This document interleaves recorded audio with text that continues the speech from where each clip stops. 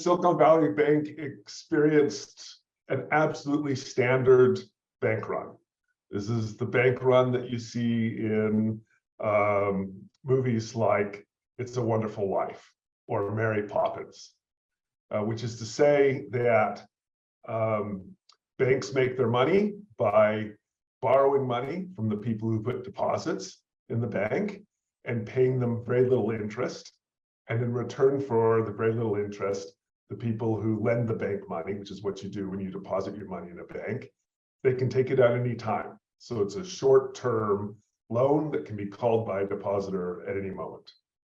And then the banks turn around and they lend that money for a higher rate of interest to people who need it. In Silicon Valley Bank's case, normally, until a few years ago, they were lending the money to companies. But they lend it for a longer term, for 3 or 4 or 5 years. And because they're lending it for a longer term, they get to charge a higher rate of interest. And the profits a bank makes is the difference between the 2 rates of interest.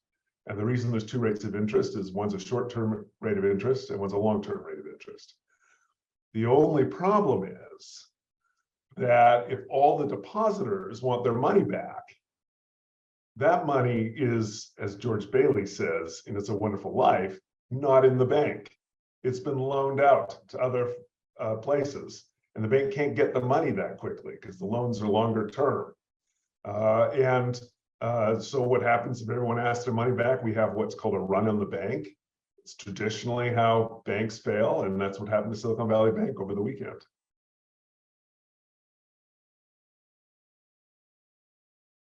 Silicon Valley Bank got into trouble because they got so much money because of the venture capital boom.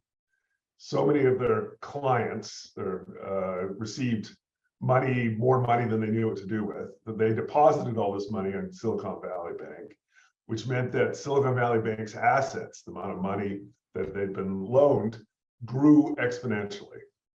And they had to find some way to deploy that money. It was way more money than anyone wanted or needed to borrow. And so they went out and they bought long-term bonds. Many of them were US government treasuries, which are probably the safest asset in the world. But some of them were mortgage-backed securities. No one is suggesting that there's any problems with these securities. They're probably rock solid. There's no reason to believe that Silicon Bank won't get all its money back at the end of the term of these loans, but they were very long-term loans. And as a result, there was this term mismatch, this maturity mismatch. That was Silicon Valley Bank's problem in a nutshell. It had lent very long and it had borrowed very short. And what happened in 2022 is venture capital began drying up and startup companies started needing the money they had deposited with Silicon Valley Bank. And so it was getting lots and lots of people asking for their money back so that the money could be used to finance the business activities. And they were stuck with most of that money being in long-term securities. It's a pretty basic mistake, but it doesn't have any implications for other banks particularly.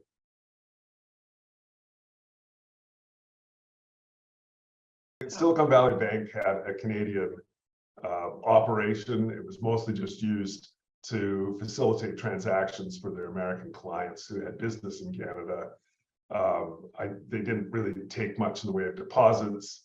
And there's OSFI, which is the bank regulator in Canada, has taken over that part of the bank, but there's been no suggestion so far there's going to be any problems, sort of in an orderly way, winding it up.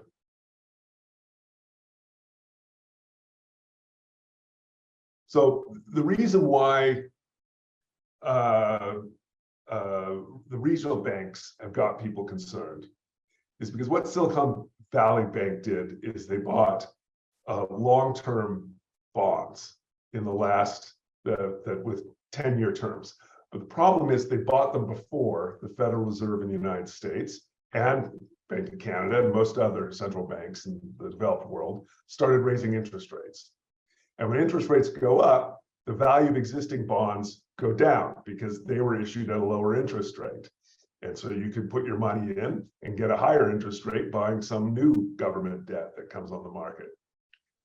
So normally, if interest rates had stayed basically flat, Silicon Valley Bank could have sold the bonds it bought because there's an active market in things like US bonds and mortgage-backed securities, and could have gotten their money back out. But because all of a sudden these bonds became worth much less because of the giant rise in interest rates we've seen in the last year, they were caught flat-footed. They can sell the bonds, but they can only sell them at a loss. Now, if they held the bonds for 10 years, they get their money back with the rate of return they bargained for. But if they have to sell before then, they're going to lose money. And that was the problem. Silicon Valley Bank did sell some of their bonds, and they took a giant loss on those bond purchases. And so then they announced that they had to go raise more capital, and that made everyone very worried and really kicked off the run on Silicon Valley Bank. And so the concern about the regional banks is maybe they did the same thing. Maybe they invested the money of their depositors in a lot of long-term bonds at a very low interest rates that we had, and those bonds are now worth a lot less. That's not a problem. If the banks can just hold those bonds until maturity, they'll get them paid back the money. The US government's pretty reliable about that. But if they have to sell because there's a sudden demand by depositors for their money back, then they may get caught in the same kind of bank run Silicon Valley Bank made. Wall Street doesn't know that this is what's going on in the regional banks.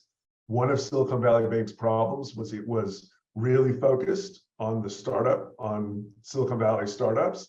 And so a single factor, which is venture capital starting to dry up, could affect all of their depositors. No one is really aware of whether or not these regional banks have similar exposure to a single industry or a single region that might be all affected at the same time. But they're worried that the same underlying weakness exists. And so for that reason, the bank shares have been hit.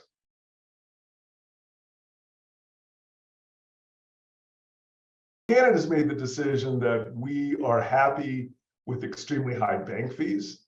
And so we've created a relatively uncompetitive banking market. On the plus side, all our banks are very big. The regulators know them very well. And none of them are particularly vulnerable. And we have a very good track record over the last over 100 years in terms of our banks being strong and sound. The Americans have much more competition in their banking market. There's a lot more variation in the size and the focus of banks. That has generally been a good thing in the sense that Americans' money is cheaper for American borrowers.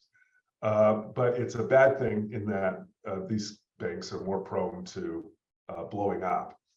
In the case of Silicon Valley Bank, it's unlikely that this is going to be a super sad story for anyone except for Silicon Valley Bank's shareholders and unsecured debt holders. Those groups are probably going to get wiped out, which is appropriate because Silicon Bank did some very stupid things. However, for the depositors, for the people we really care about, there's no sense in which Silicon Bank, the assets are gone. They're in perfectly safe financial instruments. They just can't lay their hands on the money yet. They've got years to go before they can lay their hands on all the money. So it seems like a pretty attractive book of business for some other bank to take over, or even if the US federal government wants to just bridge the cash mismatch, they can do so without putting shareholder money at risk or taxpayer money at risk.